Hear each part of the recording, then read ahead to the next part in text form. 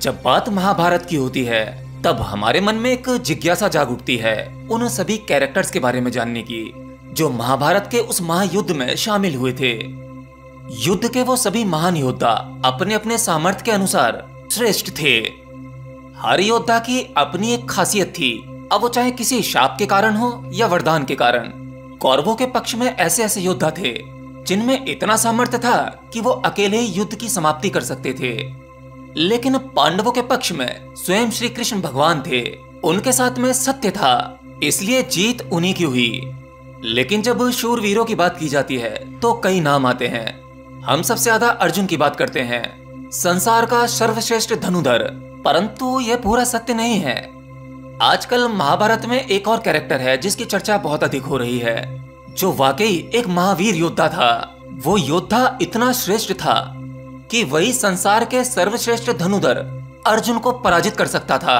जी हाँ, कर्ण, जिन्हें दानवीर कर्ण के नाम से भी संबोधित किया जाता है।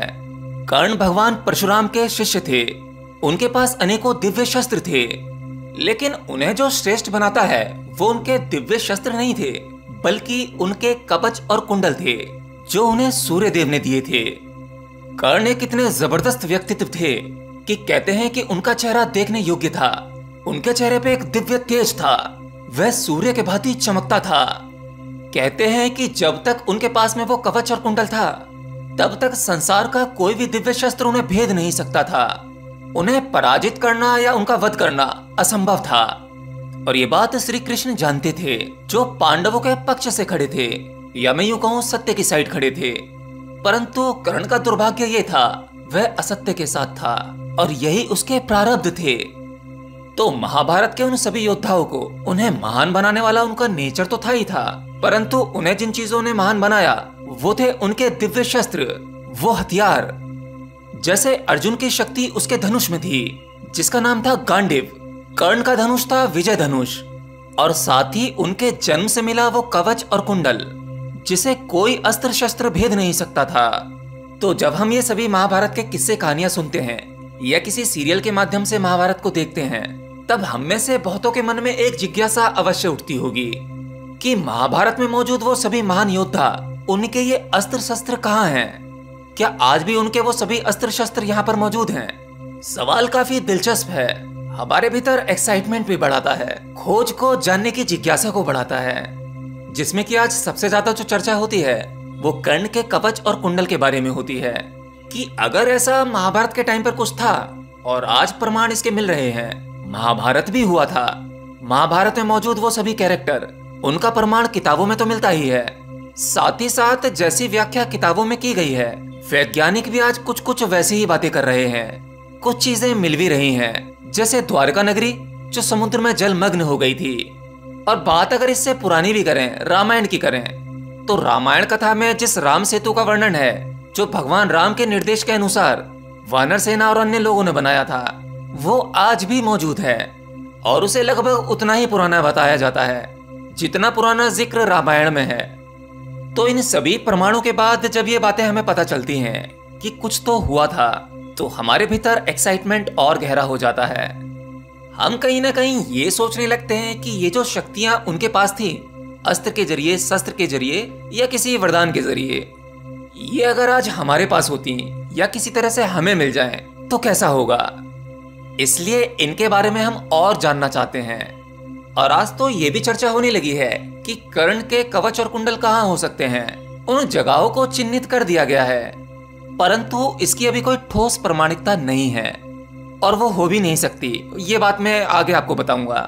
पहले ये जान लेते हैं, जिस कवच और कुंडल की बात हम कर रहे हैं वो आज के समय में कहाँ मौजूद हो सकते हैं। देखिए, एक तरफ मान्यता यह है, कहा जाता है कि कर्ण के कवच और कुंडल उड़ीसा के पुरी के पास कोणार्क में छिपाया गया है।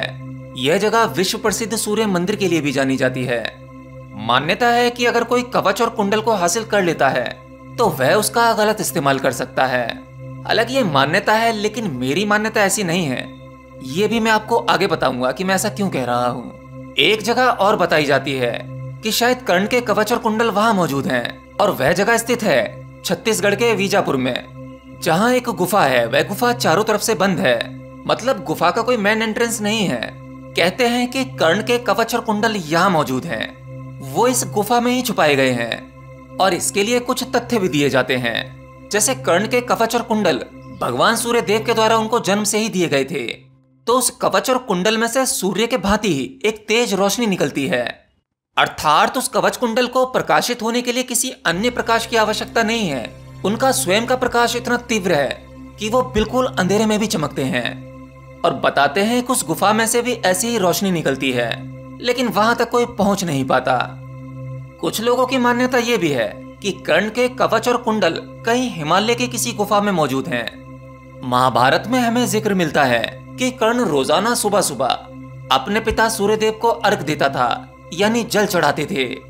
और उस समय अगर कर्ण से कुछ भी मांग लिया जाए तो कर्ण बाध्य थे, स्वयं से ही वचनबद्ध थे, वह मना नहीं कर सकते थे। ये बात इंद्र को पता थी। इंद्र ये भी जानते थे कि जब तक कर्ण के पास ये कवच और कुंडल मौजूद हैं, तब तक अर्जुन इन्हें पराजित नहीं कर सकता। और अर्जुन इंद्रदेव के ही पुत्र थे।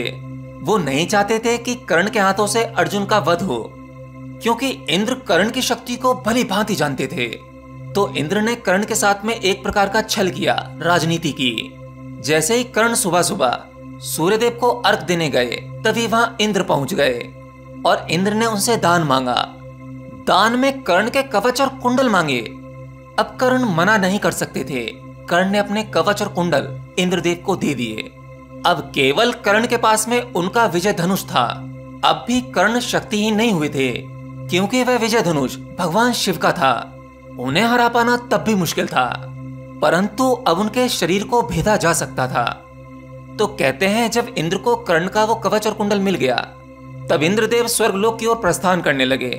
बताते हैं कि वो कवच और कुंडल इतना शक्तिशाली था, उसका इतना भार था कि इंद्रदेव का रथ उस भार को सह नहीं पा रहा था, जिसके चलते उनका रथ का पहिया टूट गया और फिर वो कर्ण के कवच और कुंडल पृथ्वी लोक पर ही इंद्र को छुपाने पड़े।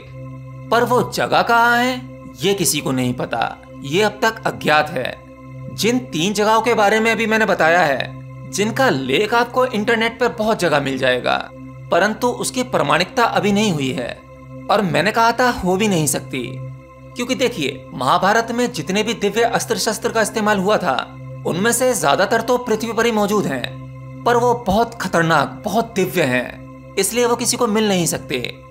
और अगर मिल भी गए तो उसके लिए वो बिल्कुल यूजलेस, बेकार हैं। जैसे बताया गया था कि छत्तीसगढ़ के बाजीपुर में गुफा है, कर्ण के कवच और कुंडल वहां मौजूद हैं। तो भाई जब गुफा मिल चुकी है तो एक दिन उन कवच और कुंडल तक भी पहुंचा जा सकता है।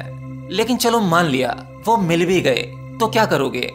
केवल उसे पहनने मात्र से या धारण करने मात्र से ही सब कुछ नहीं हो जाएगा। पहली बात तो यह है कि जब स्वयं इंद्रदेव उसका भार नहीं संभाल पाए, तो हमारा आज का इस कलयुग का इंसान शायद उसका दिव्य तेज भी ना झेल पाए। उसे उठाकर धारण करना तो बहुत बड़ी बात हो गई। और अगर महाभारत में इस्तेमाल हुई ऐसी कोई वस्तु या ऐसा कोई अस्त्र शस्त्र मिल भी जाए, तो हो सकता है शायद आप उसे पहचान ही ना पाओ, क्योंकि जैसा सीरियल और फिल्मों में दिखाया जाता है, ये वैसा बिल्कुल भी नहीं होगा। ये तो हमारी कल्पना है, हमने अपनी कल्पना के आधार पर ये सभी चीजें बनाई हैं। चलिए, अगर कोई अस्त्र शस्त्र हाथ लग भी जाए और हम उसे किताबों में जो वर्णित है उसके आधार पर पहचान भी जाएं, तो अब क्या करोगे? क्या आप उसका इस्तेमाल कर सकते हो? नहीं, क्योंकि अगर महाभारत के कोई भी अस्त्र या शस्त्र पृथ्वी पर मौजूद हैं, तो वो निष्क्रिय अवस्था में है, सक्रिय नहीं है, जागे हुए नहीं है, इनएक्टिव फॉर्म में होंगे। क्योंकि आपने सीरियल में भी देखा होगा, जब कोई योद्धा किसी शस्त्र का आवाहन करता था तो वो मंत्र चैंटिंग करता था।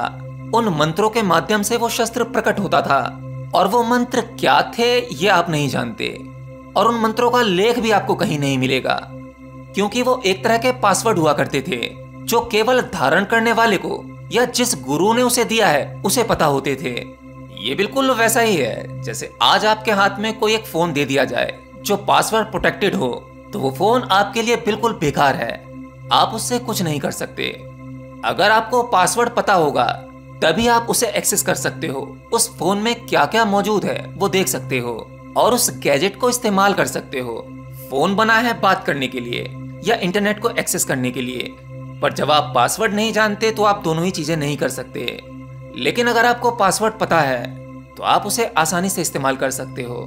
तो ऐसे ही उस समय के अस्त्र शस्त्र हुआ करते थे जो लगभग सभी के सभी पासवर्ड प्रोटेक्टेड होते थे। वो किसी मंत्र के विस्परिंग करने से ही एक्टिव होते थे या प्रकट होते थे। तो अगर आपको किसी जंगल या किसी गुफा में अर्जुन का गांडीव या कर्ण का विजय धनुष या उनके कवच और कुंडल मिल भी जाएं, तो वो केवल म्यूजियम में रखे जा सकते हैं। उनको जगाया या उनका इस्तेमाल नहीं किया जा सकता। और यहाँ तक मेरा मानना है कि कलयुग के मनुष्य के लिए तो ये लगभग असंभव है, क्योंकि आज के मनुष्य में इतनी सामर्थ्य नहीं है। हम 60-70 साल से अधिक तो जी नहीं पाते, उससे पहले शरीर छोड़ना पड़ता है। हम छोटी छोटी शक्तियां नहीं संभाल पाते जो हमें आज के समाज में मिलती हैं, उसमें ही बहक जाते हैं। छोटी जिम्मेदारियां या छोटे सुख दुख नहीं संभाल पाते। दिव्य अस्त्र शस्त्र तो संभालना बहुत दूर की बात है, इसे तो आप सपने में भी नहीं सोच सकते।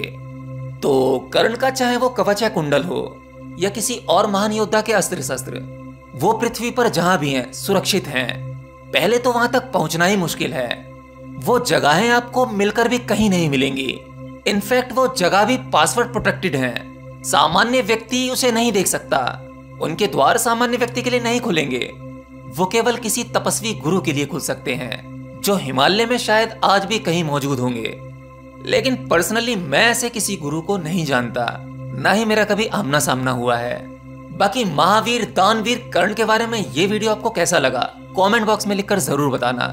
अब कोशिश ये रहेगी कि कुछ इसी प्रकार के डिफरेंट टाइप के टॉपिक्स जो हमारे प्राचीन विज्ञान और प्राचीन सभ्यता के बारे में आपको जानकारी देते हों, ऐसी कुछ बातें आपके सामने आती रहेंगी।